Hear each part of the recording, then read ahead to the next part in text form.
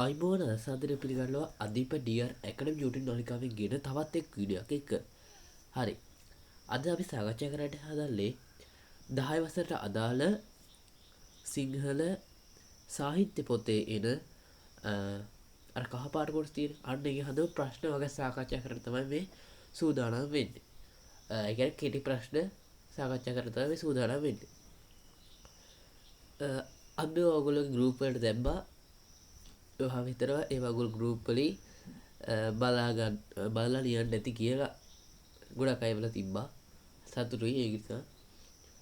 ඔයගොල්ලෝ තාම මේ ගෲප් වලට සම්බන්ධ වෙලා නැත්නම් මෙන්න මේ නම්බර් එකට මෙසේජ් එකක් දාන්න. paper class group කියලා group එකට join කරන්න හරි මොකක් හරි මෙසේජ් එකක් දාන්න. මම group එකට ඔයගොල්ලෝව join කරන්න. හරි. ඒක තමයි කියන්නේ. අපි එහෙනම් යමු අපේ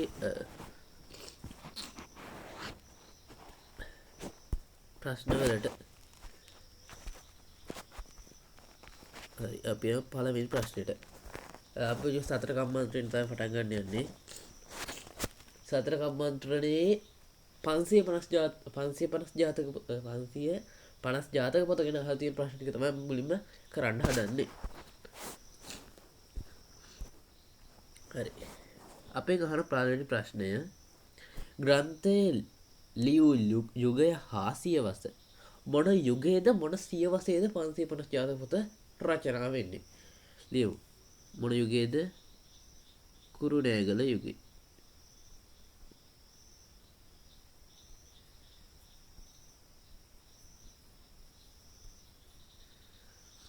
කුරුණෑගල යුගය. කවුද ඊට මේ කුරුණෑගල යුගයේ මොන සියවසද? කුරුණෑගල යුගය කියන්නේ 14 වන සියවස.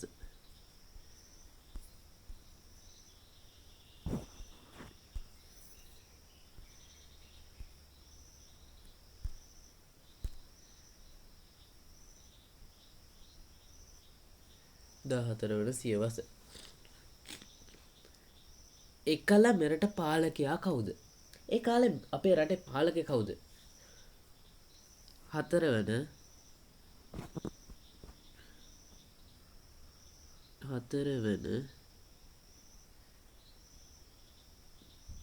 පණ්ඩිත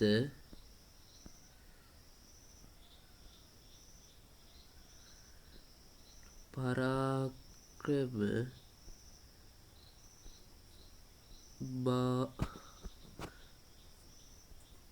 බාහු රජු.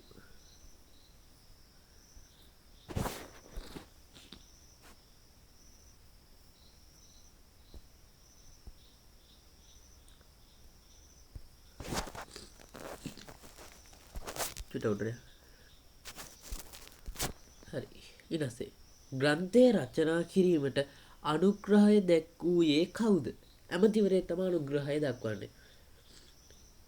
වන්ද කුරුණෑගල යුගයේ 4 වන පණ්ඩිත පරාක්‍රම බාහු රජ දවස වීරසිංහ පතිරාජ ඇමතිවරයාගේ අනුග්‍රහය. වීරසිංහ පතිරාජ ඇමතිවරයාගේ අනුග්‍රහය තමයි මේක රචනා කරන්නේ.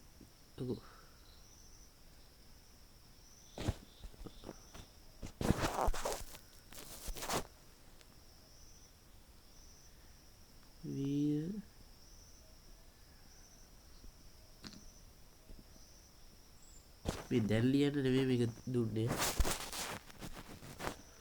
කලින් ලියන්න කියලා ඔයගොල්ලෝ දීලා තියෙන්නේ මේක. ඔයගොල්ලෝගේ මොකක් හරි උත්තරයක් කරද ඒක හදාගන්න. මේකට හොයාගන්න බැරුණා අන්න ඒක ලියාගන්න. එහෙම කමක් නැහැ. හරි. වීරසිංහ නැත මේක කරලා එන්න.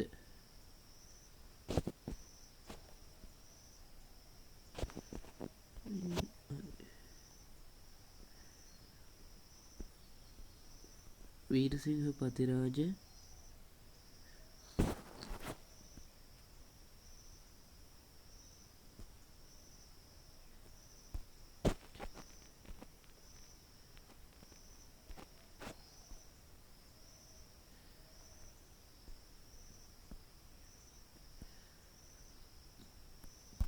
ඇමතිවරයා.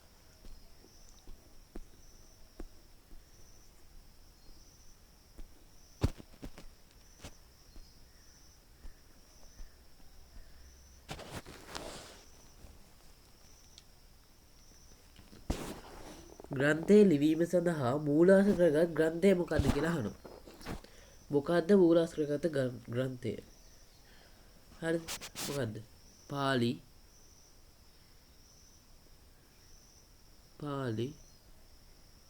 ජාතක කතාව.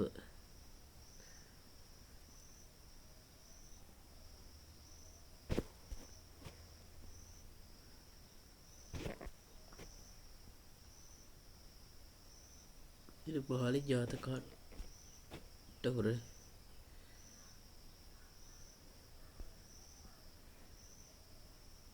කතාව. පාලි ජාතක කතාව.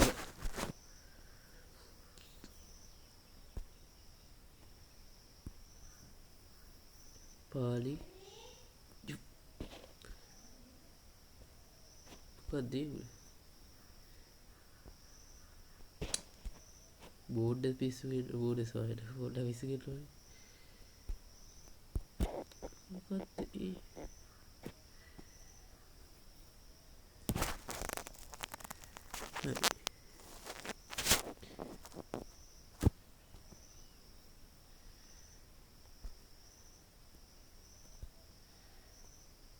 හරි පාලි ජාතක කතාව. අපේ ගෙදර සද්ද ඇහි. ඒ ගැන හිතන්න එපා. හරි. ඊළඟට මෙහි ඇතුළත් ජාතක කතා ගණන කීයද? 550 ජාතක පොත කිව්වට මේ තියෙන 547යි.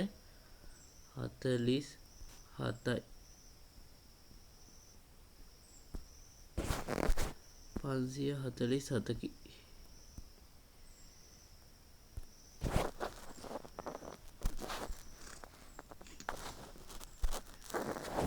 ජාතක කතාවක ආකෘතිය දැකිය හැකි අංග 3 ලියන්න. මෙතන ඉඩ වාසි වගේ.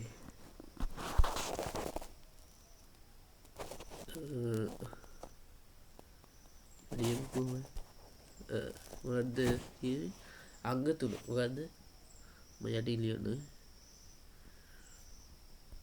වර්තමාන කතාව.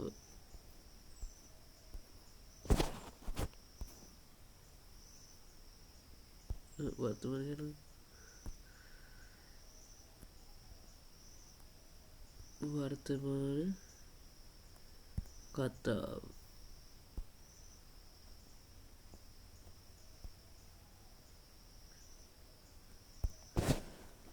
ඊට පස්සේ අතීත කතාව. අතීත කතාව.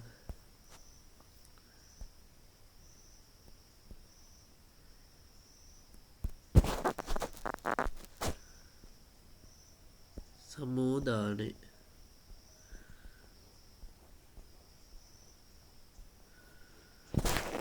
සමෝදානය.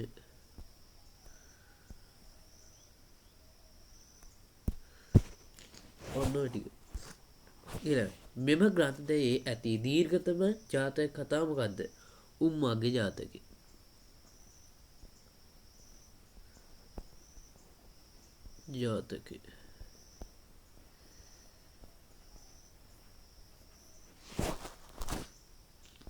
උම්මග්ග ජාතකය.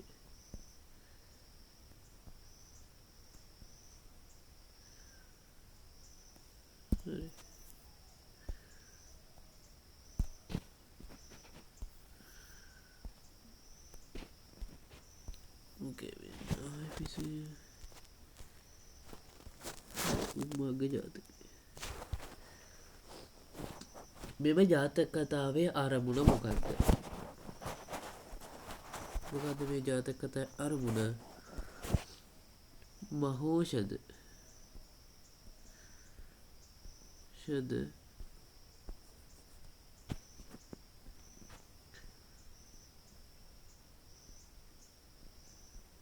තුමාගේ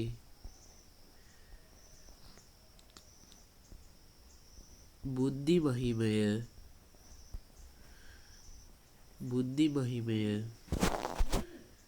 අපේ ගෙදර සද්ද ඇහෙයි ගණන් ගන්න එපා ඉතින්. හරිද? බුද්ධි මහිමය ප්‍රකාශ කිරීමට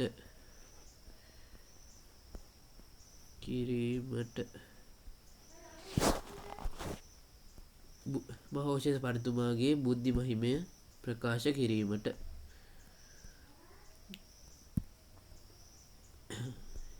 ඔයාලගෙත් එහෙම ඇති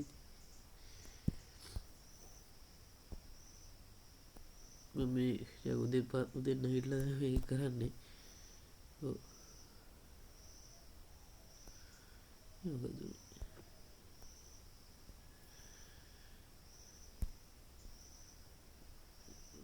මේක ලොක් කරලා නැත්තේ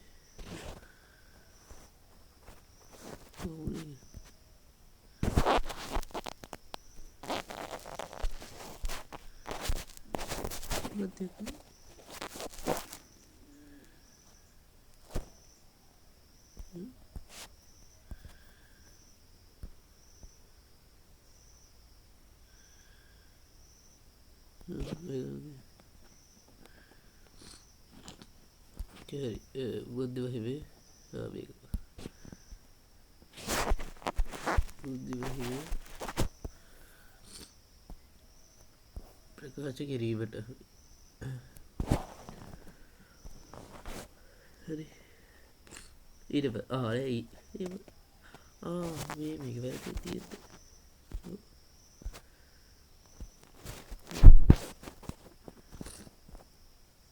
මෙන්න මෙතනට එන්න ඕනේ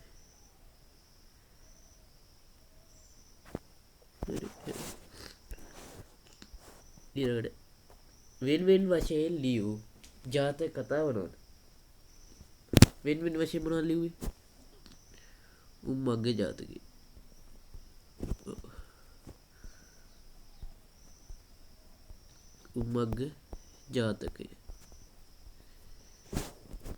උම්මග්ග ජාතකය එළුමන්දාව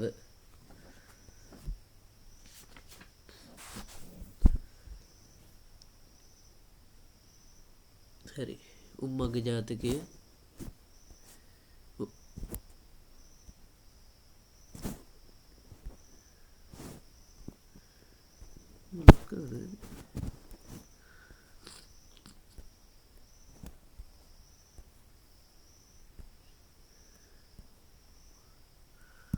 උම්මග්ග ජාතකය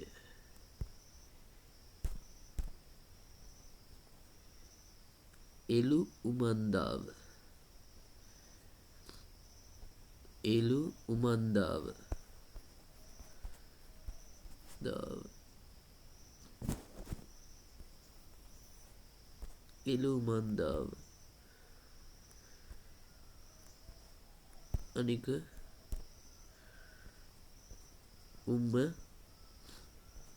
උම්මදන්ති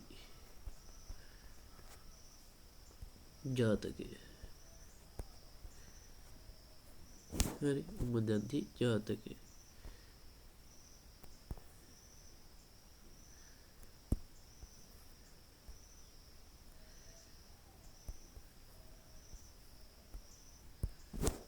ආයි පිස්සුගෙන පටන් ගන්නවා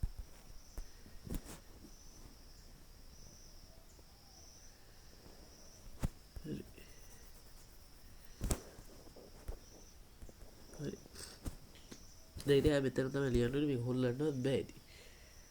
හරි ඊළඟ ජාතක පොත ඇසුරෙන් ලියූ ගී කාව්‍ය මොනවද? ගී කාව්‍ය මුවදෙව්දාවත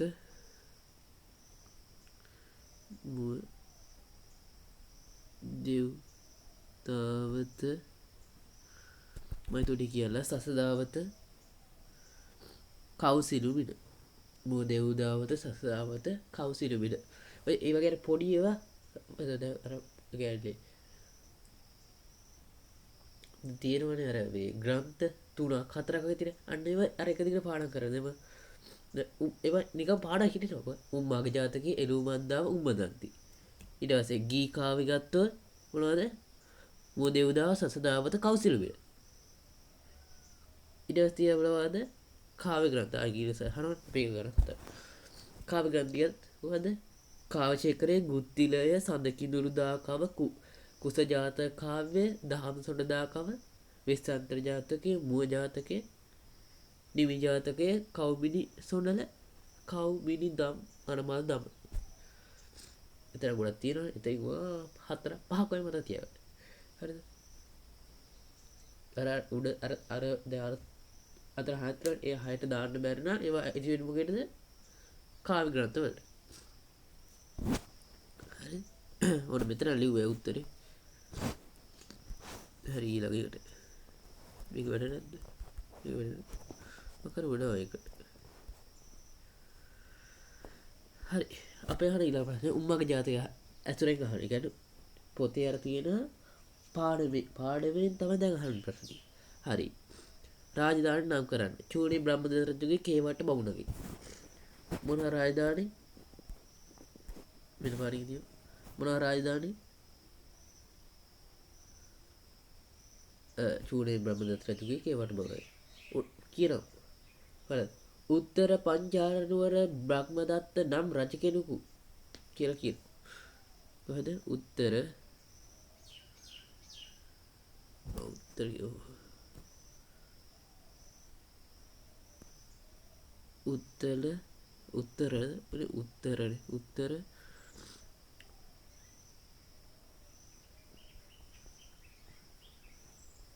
පංචාල නුවර මේක කරන්න බෑ එන්නේ පංචාල නුවර මේ නුවර කියන එක මේ හැරින් ලියගන්න නුවර එතන ඔයගොල්ලෝ එතන මම ලියන්න ඕනේ මේක මේ මම හැදපු එකක් වෙන කවුරුත් හදපු එකක් නෙමෙයි මේ ඉතුරු එක තමයි හැදෙමින් පවතිනවා මේ දවස්වල එක පොඩ්ඩක් නවත්තලා තියෙන්නේ මේ දහම් පාසල පොඩි වැඩක් කරගෙන වේදේහ රජු නැත්නම් මහෝෂණ පන්තුමාගේ රාජධානිය මොකද්ද කියනවා කවුද චූලි බ්‍රහ්මදත්ත රජතුමා කියනවා අපි ගිහිල්ලා අල්ල ගන්න ඕනේ මොකද්ද අර තියෙන පොතේ නම දාලා වැටලීම කියලා කොහෙද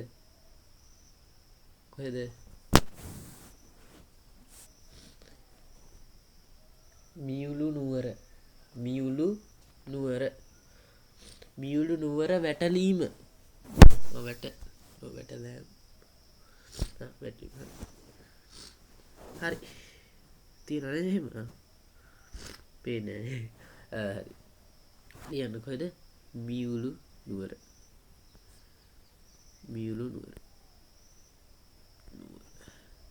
චූලි බ්‍රහ්මදත්ත රජුගේ මෑණියන් හා මහෝෂණ පන්තුමා ස්වාමී දියණිය නම් කරන්න අපි මෙහා පැත්තනේ ඒක ඉඩ තියෙනවා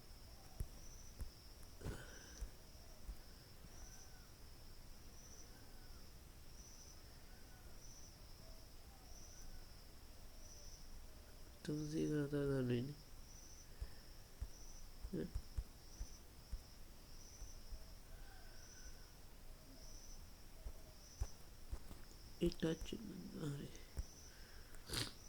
මේවයි ගාන තියගමු කොළ පාට නිල් පාට වගේ දාගමු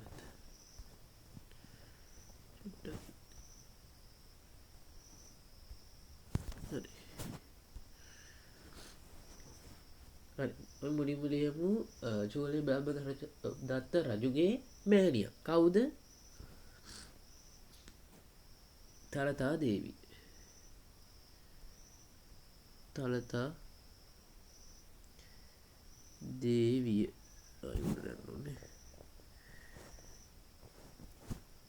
තලතා දේවිය වෙන එක තලතා දේවිය ඊට පස්සේ මහෝෂණ පන්තුමාගේ ස්වාමිදිය නැත්තම් බිරිඳ කවුද අමරා දේවිය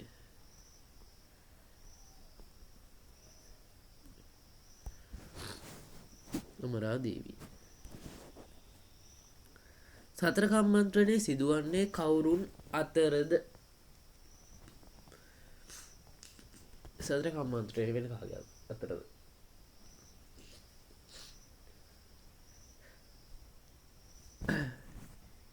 කවුරු අතරද වෙන්නේ?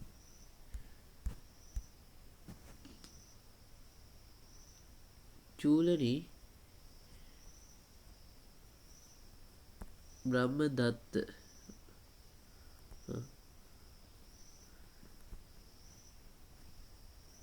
රජු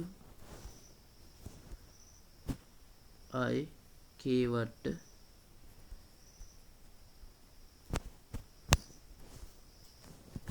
බමුණ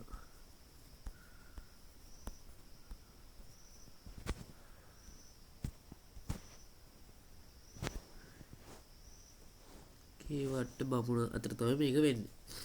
වේදේහ රජුගේ පරිණත උපදේශක වරුන් නම් කරන්න. කවුද? කාවින්ද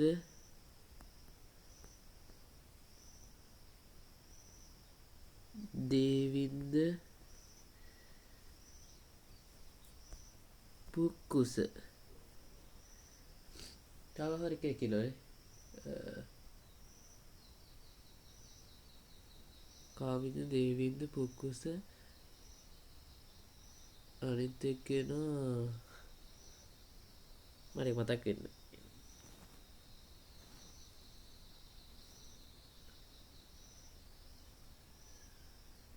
හරික මතක් වුණ වෙලාවක මම කියන්නම්. මට කියන්න බැරුණ මම කමෙන්ට් එකකින් හරි දාලා තියන්න. හරි අපි යන්න ගුත්තිර වෙනවා අදට. කාවෙන් දේවි මුලින් පටන් ගන්න කවුද වේ? ඇති. ග්‍රන්ථය රචනා කරන ලද්දේ කවුරුන් විසින්ද? ගුත්තිල කාව්‍ය. කවුද රචනා කරන්නේ? වේතේවි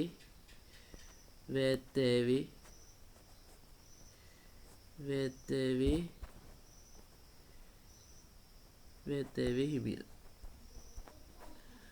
වේතේවි හිමියන් තමයි ගුත්තිල කාව්‍ය රචනා කරන්නේ. උන්වහන්සේගේ ගව.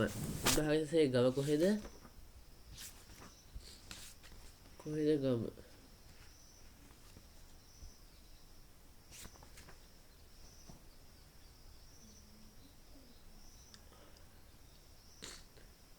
ගම කොහෙද? වේතේව.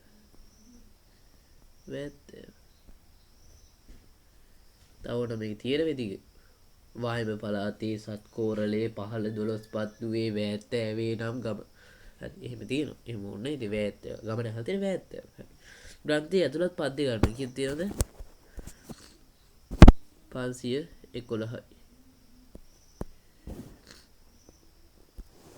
පිළිවෙල නැති දෙයක් තියෙන්නේ මේක වැඩ කරන්න. හරි මේක වැඩ. හරි. ග්‍රන්ථයේ ලියූ යුගය. මේක ලියන මොන යුගයේද? නැත්නම් මොන අවධියේද? කෝට්ටේ අවධිය.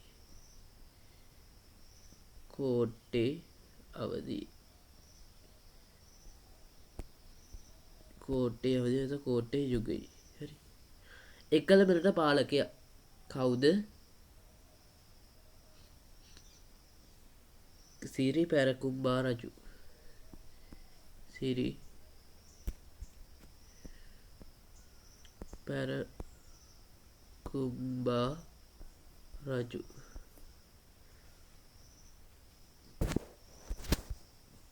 ග්‍රන්ථය රචනා කිරීමට අනුග්‍රහ දැක්වුවේ කවුද? අනුග්‍රහ දැක් කවුද?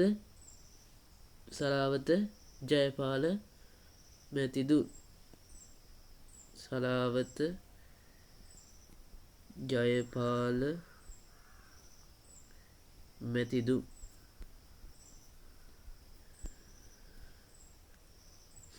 කාව්‍ය ආරම්භ කරගෙන ඇත්තේ කෙසේද? ලඝු අකුරු 2යි. ලඝු අකුරු 2කින් ලඝු අකුරු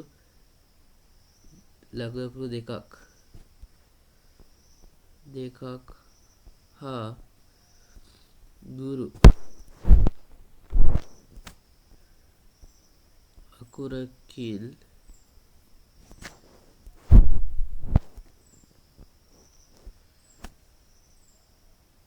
යුතුව වායු ගණය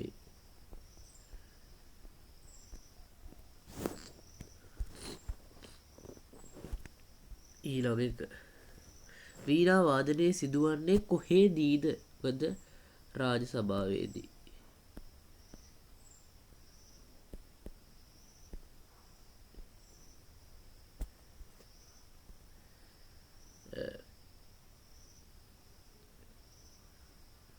ඇත්තට මම මෙතන බලාපොරොත්තු වෙන්නේ කොහේදීද කියන එකට මොන රටක් නේද ඒක මොන රාජ්‍යයෙන් තමයි ඒක වෙන්නේ කියලා කියන්නේ කොහෙද වෙන්නේ උදේනිපුරේ අන්න එක තමයි මම මෙතන බලාපොරොත්තු වෙන්නේ ඒක ගොඩක් අය කියලා තිබ්බා මේ රාජ්‍ය සභාව කියලා රාජ්‍ය සභාවත් හරිය රාජ්‍ය සභාව තුල තමයි මේක සිදු වෙන්නේ කොහෙද උදේනපුර රාජ්‍ය සභාවේ කිලිමන ගොඩක් හොඳයි හරි හරි වීණා වාදන තරංගය යන්නේ කවුරුන් අතරද කවුද වීණා වාදනයට සහභාගී වෙන දෙන්න ගුත්තිල නම් ඇඳුරුතුමා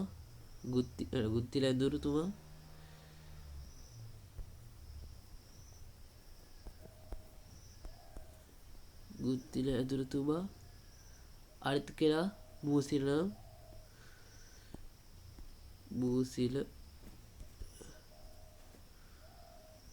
මූසිල නම් තරුණයා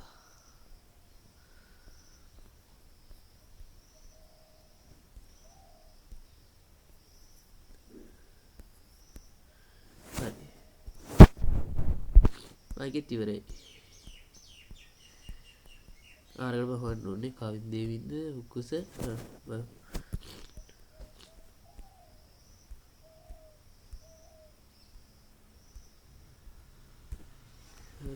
පළවෙනි ප්‍රශ්නේ අපි දැන් හදන්නේ හාඩහිය පාඩා අඩ හැරෙන්දනේ කියන එකෙන් කරන්න ජන කවිය යන්න හඳුන්වන්න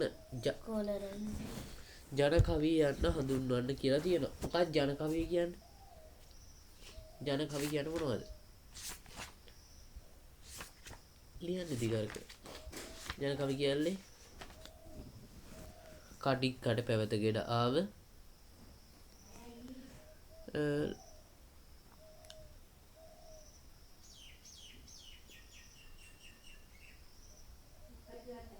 හරි මොකද්ද කිසියම් භාෂාවක් හා බැඳුණු සාහිත්‍ය රසයක් සහිත කටින් කට පැවතගෙන කවි විශේෂයකි එතන ජන කවි කියන්නේ මට කියන්න තියෙන්නේ ඒක ඔය ලියන්නේ මට වේ ලියන්නේ මොකද ගොඩක් යනවනේ වෙලා ඒ නිසා ඔයගොල්ලෝ එක ලියන්න හරි ඒක ලියන්න ඊළඟට මෙරට ජන කවි ගැන කියවෙන යුගය කුමක්ද ජන කවි ගැන කියවෙන අනුරාධපුර යුගය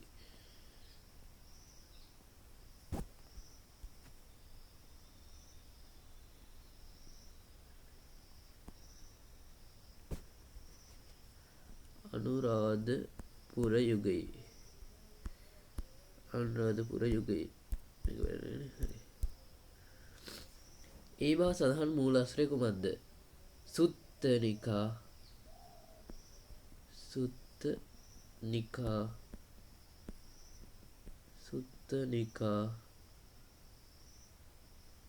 අනේ සුත්ත නිකා නෙවෙයි සුත්ත නිපා හරි සුත්ත නිපාත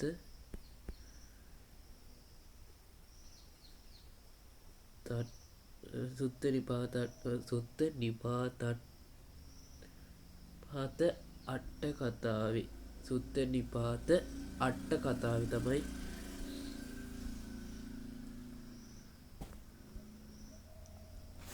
හරි අට කතාවේ තමයි මේක කියවේ ඉබ්බත්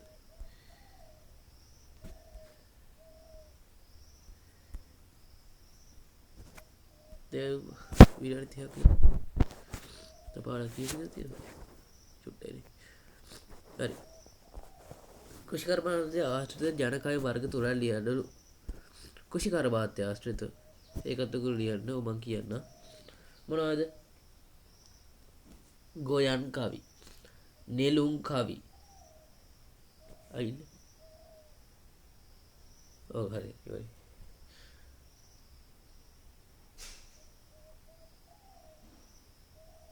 කෘෂිකර්මාන්තය නෑ ඒ වෙනවනේ. ඔව් ඒක තමයි. ගොයන් කවි, නෙළුම් කවි, කුරහන් කවි, කෘෂිකර්මාන්තයේ පැල් කවි, කමත් කවි. ගොයන් කවි, නෙළුම් කවි, කුරහන් කවි, පැල් කවි, කමත් කවි. ගොයන් කවි, නෙළුම් කවි, කුරහන් කවි, පැල් කවි, කමත් කවි. ඊළඟට රැකියා ආශ්‍රිත ජන කවි. ඒකත් අහගන්න ලියන්න. මොනවද? පතල් කවි, ගැල් කවි, බමර කවි, පාරු කවි.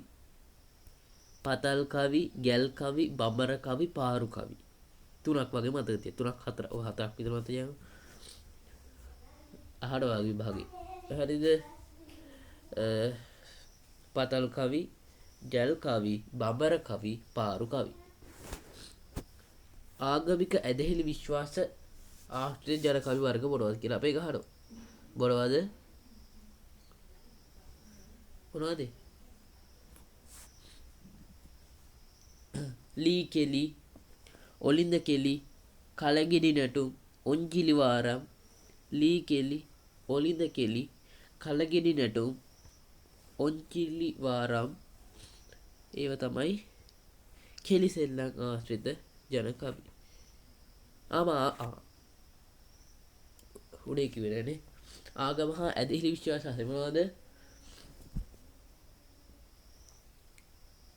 බලිතොයි ජාති කර්ම ආශ්‍රිත ඒව මොනවද? දෙවොල් මඩු, ගම් මඩු, කෝල් මුර, ඊට පස්සේ කොහොඹා කංකාරි. අන්න ඒ වගේ. ඒකද මතක තියාගන්න. තුනක් විතර. තුනයි පොත තියෙන්නේ. විවේකය හා දැනුම විවේකය දැනුම හා වෙන්න ඕන. විනෝදය අරමුණු කරගෙන ජන කවි වර්ග ජන කවි වර්ගය මොකක්ද කියලා අහනවා. අපි මොනවද කියනවා? තේරවිලි. තේරවිලි. තේරවිලි. ඒක ලියුනේ. තේරවිලි. තේරවිලි. උපදෙස් දීම අරමුණු කරගෙන ජන කවි වර්ග මොනවාද? උපදෙස් දෙන්න. අපි ඔය කියනවා දැනමුතුකමට කී කවි හේවත්. දැනමුතුකමට කී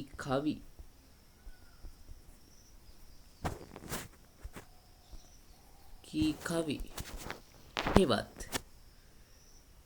හෝ උපදේශාත්මක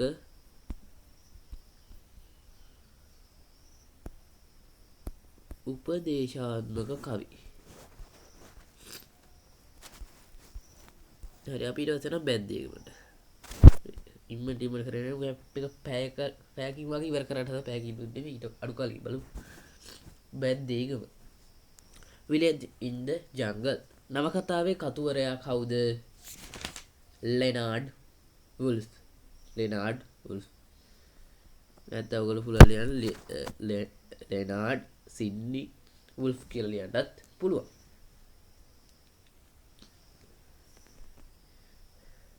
ලෙනාඩ්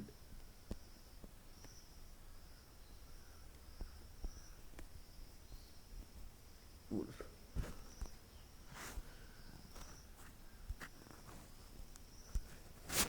හරි.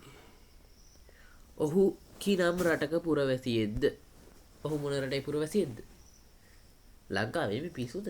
ලංකාවේ බ්‍රිතාන්‍ය. නෑ sorry. බ්‍රිතාන්‍ය නෙමෙයි. ලන්ඩනයේ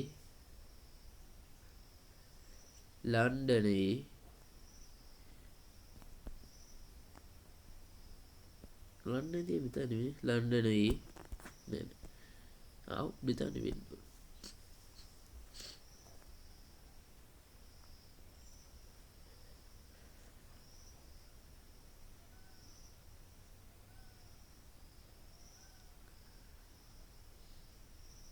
ඔය එංගලන්තේ තියෙන.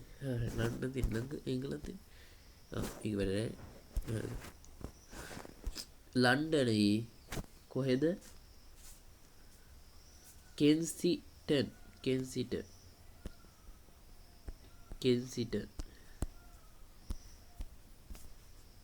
ලන්ඩන් කෙන්සිටන් නුවර.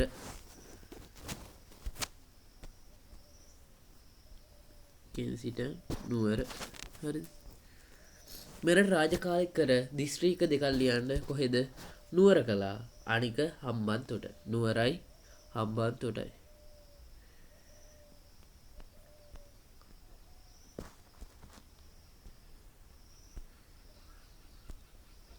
හම්බන්තොට.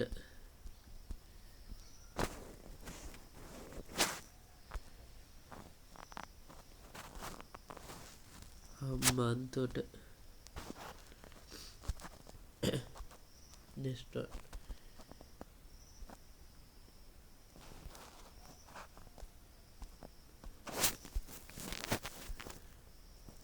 මෙම නවකතාව ලිව්වේ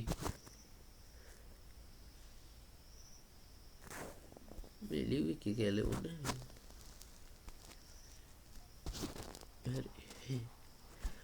මෙම නවකතාව ලියූ වර්ෂ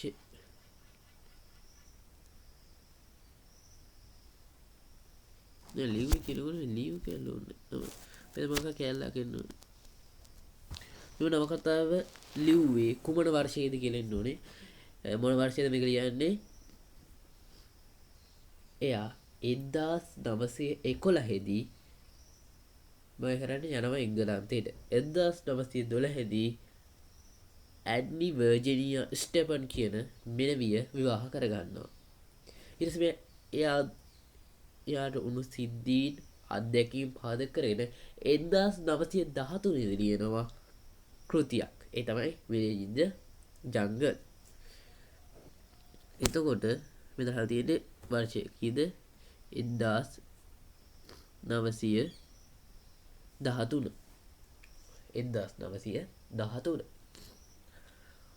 මොහු වෙනුවෙන් ස්මාරකයක් තනා ඇත්තේ කොහෙද? මොහු වෙන ස්මාරකයක් හදලා තියෙන කොහෙද?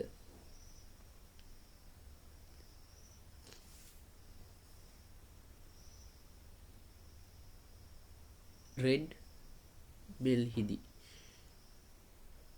මෙයාගේ ස්මාරකයක් හදලා තියෙන කොහෙද? මොස්ක් හවුස්.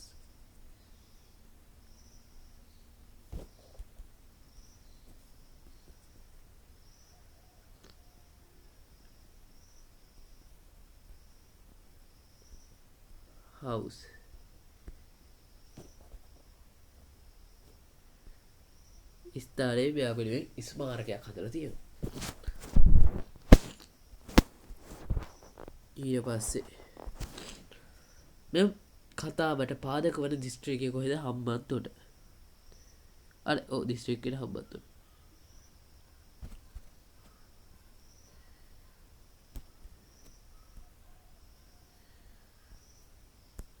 හම්බන්තොට තමයි දිස්ත්‍රික්කය. එතකොට හම්බන්තොට මේ රාජකාරී දිස්ත්‍රික්කය වෙන්නේ. මෙයා ලියන්නේ බැද්දේගම ගැන. නැත්නම් කියන විලේජ් ඉන් ද ජංගල්. හැලයි තියෙන ගමන් ගැන තමයි යන්නේ. මොහු විවාහ වන්නේ කා සමගද? මම කලින් කිව්වා. කවුද? ඇඩ්ලින් වර්ජිනියා ස්ටෙෆන් කියන කාන්තාව සමග. මේ නවකතාවේ අනුවර්තනය මෙම කතාව අනුවර්තනය කරන්නේ කවුද? කිනන් නවින්ද. මේක මේ විලේජ් ඉන් ද ජංගල් කියන කෘතිය බැද්දේගම විදිහට කවුද පරිවර්තනය අනුවර්තනය හරි අනුවර්තනය කරනවා කවුද?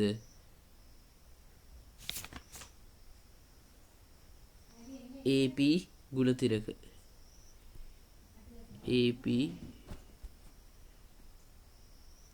ගුණතිලක ගුණරත්න ගුණතිලක ගුණරත්න ඒ.පී. ගුණරත්න මහතා මේක අනුවර්තනය කරනවා. මේ දෙවෙලා හරි. බමුණු හා සිළිඳු සිර කර සිටි සිරගෙය පැවති ගම කොහේද? ගම මොකද්ද? මේ දෙලව හිර කරලා තිබ්බේ කොහෙද? හරිද? මුල් හරියම කියවෙන ඕක. කොහෙද?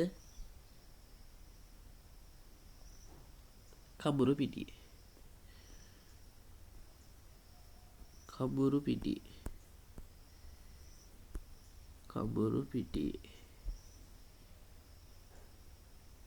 කඹුරු පිටියේ තිබ්බ හිරගයක්. අන්න හිරගෙද තමයි මේගොල්ලෝ හිර කරලා තිබ්බේ. දැන් හිර කරලා තිබ්බේ. Village in the Jungle කෘතිය අනුවර්තනය කළ කතුවරයාගේ විරත් කෘති පරිවර්තනය කර විරත් කෘති වගේ ලියන්න. මොනවද තියෙන්නේ? වානරයා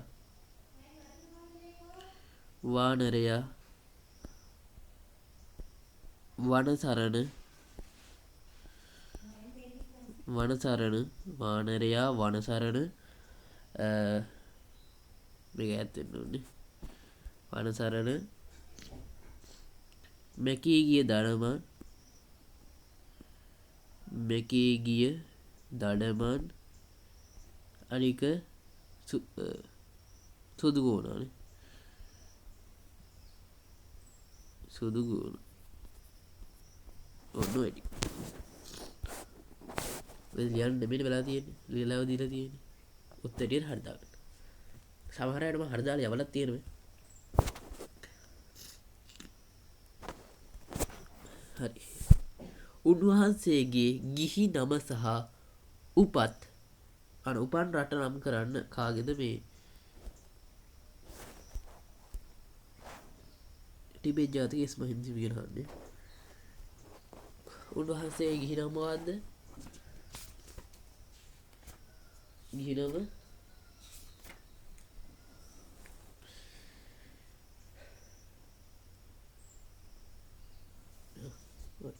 එස්.කේ. තෂිනංග. මෙයා උපන් රට.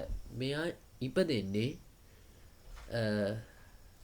ටිබෙට් රටේ සිකිම් දේශයේ. ටිබෙට් රටේ සිකිම් දේශයේ. උන්වහන්සේගේ ප්‍රධාන තේමා ඔස්සේ කවි නිර්මාණය කර ඇත. එම තේමා තුන නම් කරන්න. තේමා තුනක් තියෙනවා. හරිද? අන්නේ තේමා තුනට තමයි උන්වහන්සේ කවි ලියලා තියෙන්නේ. මොනවද? ළමයින් උදෙසා ලියූ කවි. ළමයින් උදෙසා ලියූ කවි. දේශානුරාග හා ජාතිකාභිමාන කවි. බුද්ධාභිවන්දනා කවි. පළමු කාව්‍ය කෘතිය මොකද්ද? පළමු එක තමයි ඔයාමුතු. ඔයාමුතු. සමහර අය ඉන්නවා ලියනවා මොකද්ද? පාඩමට දාලා තියෙන. ඒක නෙමෙයි. ඔයාමුතු. ඔයාමුතු. ඉගෙනු විෂයන් මොනවාද? ඉගෙනු විෂය මොනවාද?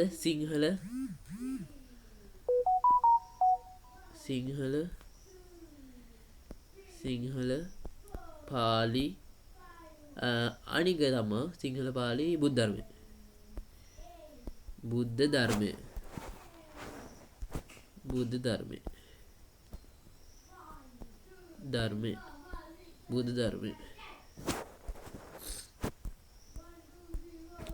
අපි ඊළඟ පැත්තට යමු. උන්වහන්සේ ලියූ ජාතිකාභිමානී කෘති තුනක් නම් කරමු. මොනවද? ජාතිකාභිමානී කෘතිය. ජාතිකාභිමානී කෘති. නිදහසේ මන්ත්‍රය. ඔයගොල්ලෝ ලියන්න. මම ලියලා තියෙන්නේ. ඔයගොල්ලෝ තමයි දැන් ලියන්න. මොනවද? පළවෙනි එක. නිදහසේ දැහැන. නිදහසේ මන්ත්‍රය. ලංකා මාතා. නිදහසේ දැහැන නිදහසේ මන්ත්‍රය ලංකා මාතා. කුඩා දරුවන් උදෙසා ලියූ කාව්‍ය ප්‍රබන්ධ තුනක් ලියන්න. මොනවද? කවුමින, කවුමුතු, ළමා කව් කළඹ. කවුමින, කවුමුතු, ළමා කව් කළඹ. තව අමතර පොතක් තියෙනවා මොකද්ද? නන්දන ගීත. දීර්ඝතම කාව්‍ය පන්තිය කුමක්ද? මේ උන්වහන්සේගේ දීර්ඝතම කාව්‍ය කෘතිය තමයි දරු නැලවිල්ල හේවත් ජාතික තොටිල්ල. දරු නැලවිල්ල හේවත් ජාතික තොටිල්ල. මේක තමයි ඔයගොල්ලෝගේ පාඩමට දාලා තියෙන්නේ. ඒකේ කවි ටික කරන් තමයි දාලා තියෙන්නේ. හරි. ඊළඟ ගංගාවේ සංගීතය. එච්.එම්. කුඩ්ලගම කුමන යුගයේ කවියෙක්ද? එච්.එම්. කුඩ්ලගම කුමන යුගයේ කවියෙක්ද? මෙයා කොළඹ යුගයේ කවියෙක්.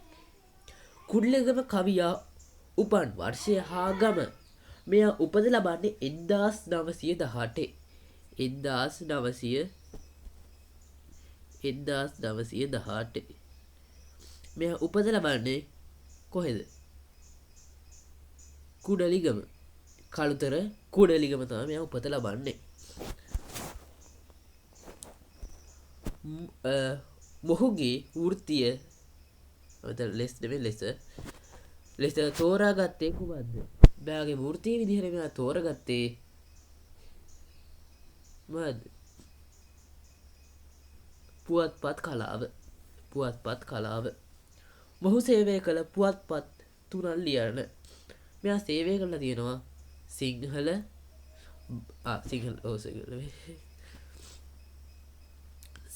බලන, දිනමින, සිළුමිණ, ජනතා. සිංහල බලන, දිනමින, සිළුමිණ, ජනතා කියන පුවත්පත්වල මෙයා සේවය කළා තියෙනවා. මොහු සංස්කරණය කළ කවි සංග්‍රහය මොකද්ද? මෙයා සංස්කරණය කළ කවි සංග්‍රහය තමයි සුවඳ. සුවඳ වෙනම ලියන්න බස් සුවඳ.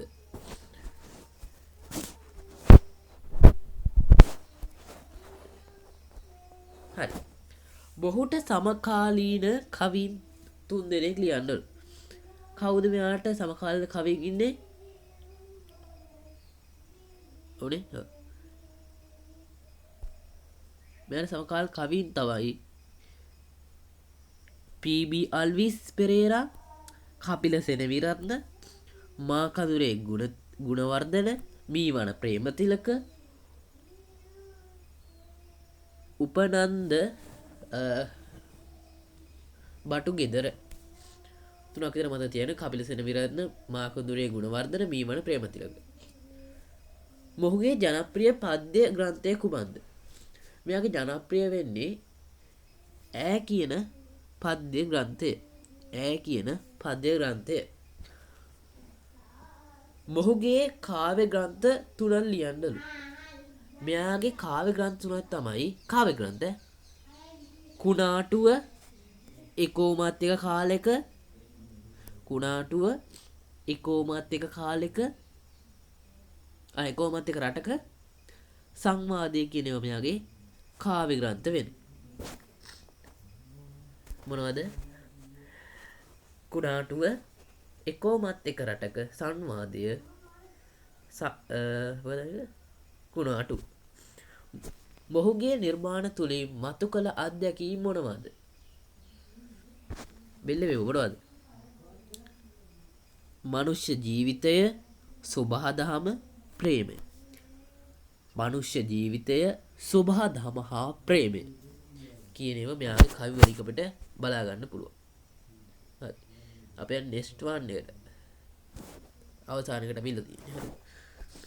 අපි හිතුවද පැයකට ලඟ වෙනවා. කරියා. පළවෙනි එක. සිංහ බහු නාට්‍ය ලේන හතහැර යාම කියන පාඩමෙන් තමයි දැන් මේකට ප්‍රශ්න හදලා තියෙන්නේ. සිංහබාහු නාට්‍ය නිර්මාණය කරන්නේ කවුරුන්ද? මහාචාර්ය කියලාම ලියන්න. මහාචාර්ය එදිරිවීර සරච්චන්ද්‍ර. මහාචාර්ය එදිරිවීර සරච්චන්ද්‍ර. මහාචාර්ය එදිරිවීර සරච්චන්ද්‍ර. එම නාට්‍ය ප්‍රථම වරට පේරාදෙණියේ රංගනයට පත්වන්නේ කවදාද? ඒක තියෙන දිනෙත් එක්කම. හරිද? 1961 අගෝස්තු 31. මෙම නාට්‍ය නිර්මාණය කරන්නේ කවුරුන්ද? මෙම නාට්‍ය නිර්මාණය කරන්නේ කවුරුන්ද? මේක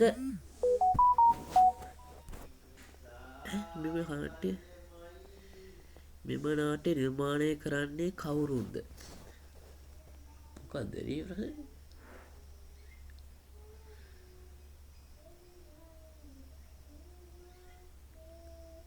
ඒකට තරය තමයි මහාචාර්ය එදිරිවීර සරච්චන්ද්‍ර. මොහුගේ පියා සහ මව. මෙයාගේ පියා වෙන්නේ චාල්ස් ප්‍රැන්සිස් ද සිල්වා.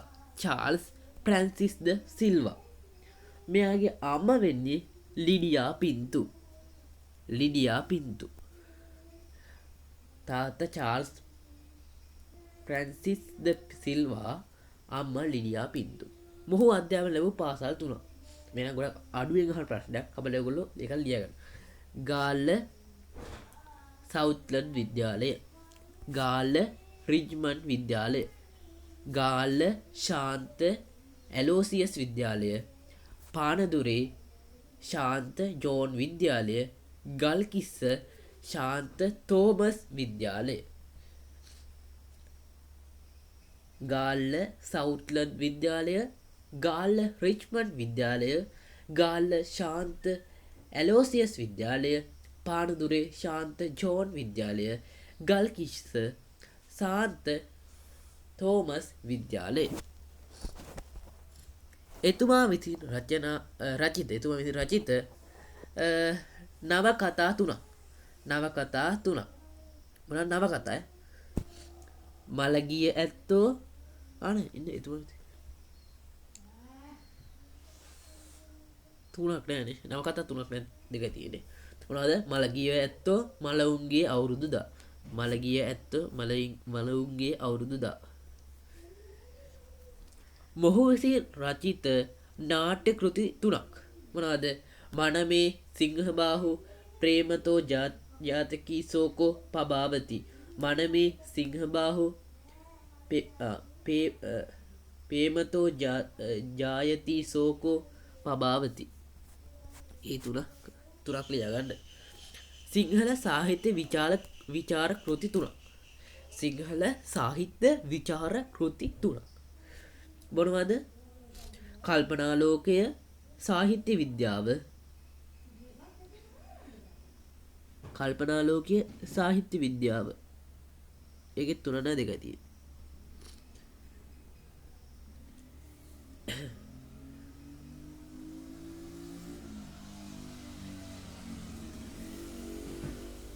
හරි, ඒ දේ ලියගන්න. පරිව 3ක් 2ක් තියෙන වගේ ඔක්කොම පාඩම් කරගන්න. හරි. එතුමා විසින් රචිත ස්වයං ලිඛිත චරිතා ප්‍රදානය. ඒක ලියන්න. මොකක්ද ස්වයං ලිඛිත චරිතා ප්‍රදානය? පින් ඇති සරසවි වරමක් දෙන්නේ. පින් ඇති සරසවි වරමක් දෙන්නේ. පින් ඇති සරසවි වරමක් දෙන්නේ. ස්වයං ලිඛිත චරිතා ප්‍රදානය. මොහු විසින් හිමි කරගත් සම්මාන 3. මොනවද? කුමාරන් ආශන් විශ්ව සම්මානය, කුමාරන් ආචන් විශ්ව සම්මානය, පිලිපීනයේ රැමෝන් මැග්සේසය, පිලිපීනයේ රැමෝන් මැග්සේසය, ජපානයේ ජපානයේ ස්වර්ණ රජිත. අන්න ඒව 3 ලියන්න. ඊළඟට සිංහබාහු ඈත් වෙන්න ඕනේ නේද? මට මතකයි ඈත් වෙන්න සිංහ නෑනේ. මෙතන සිංහ කියලා දෙකක් හරි. සිංහබාහු නාට්‍යෙම කිනම් සම්ප්‍රදායකට සිංහබාහු නාට්‍යයෙන්ම නාට්‍ය කිනම් සම්ප්‍රදායට අයත් නාට්‍යයක්ද? මේක අයිති වෙන්නේ ශෛලගත සම්ප්‍රදායේ නාට්‍යයකට. ශෛලගත සම්ප්‍රදායේ නාට්‍යයකට. ශෛලගත සම්ප්‍රදායේ නාට්‍යයකට. මෙම නාට්‍යයේ ඇතුළත් චරිත මේක ඉන්නවා සුප්පාදේවිය, සිංහබාහු, සිංහයා, සිංහසීවලි.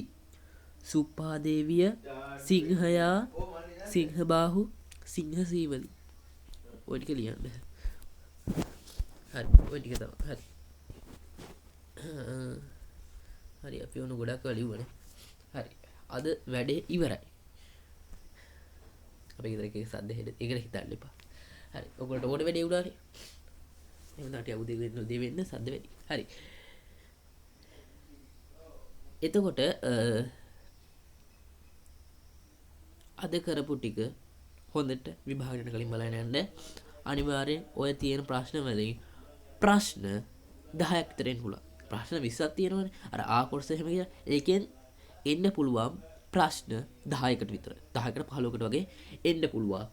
ඒ නිසා ඉතුරු පහට කවියක් නැත්නම් මොකක් හරි අර ඡේදයක් දීලා ඒ කා විසි කාටද කිව්වේ නැත්නම් කවියක් දීලා ඒකේ කවි ඉතුරු පද සම්පූර්ණ කරන්න කවි යටි රකදලා මේකෙන් මොකද්ද කියවෙන්නේ මේකෙන් මොකද්ද කියන අන්න ඒවට අහනවා. ඒකට ඒ පහ යහට දාන්න වෙනවා. ඒතර ඉතුරු 15ට මෙතනින් ලකුණු ගන්න පුළුවන්. ලකුණු 15ක්. හරි වටිනවා මේ ලකුණු 15. ගොඩක් අයට මේ ලකුණු 15 ගොඩක් වටිනවා. ඒ නිසා මේ ලකුණු 15 ගන්න උත්සාහයක් දෙන්න. ඉතින් එහෙනම් අද දවසේ වැඩේ සාර්ථක කරගන්න එකතු වුණා. ඔයක හැමෝටම ස්තුතියි. එහෙනම් අපි තවත් දවසක ඊළඟ පාඩම් ටිකේ හම්බෙමු. එතකන් ඔයගොල්ලෝ හැමෝටම සුබ දවසක්.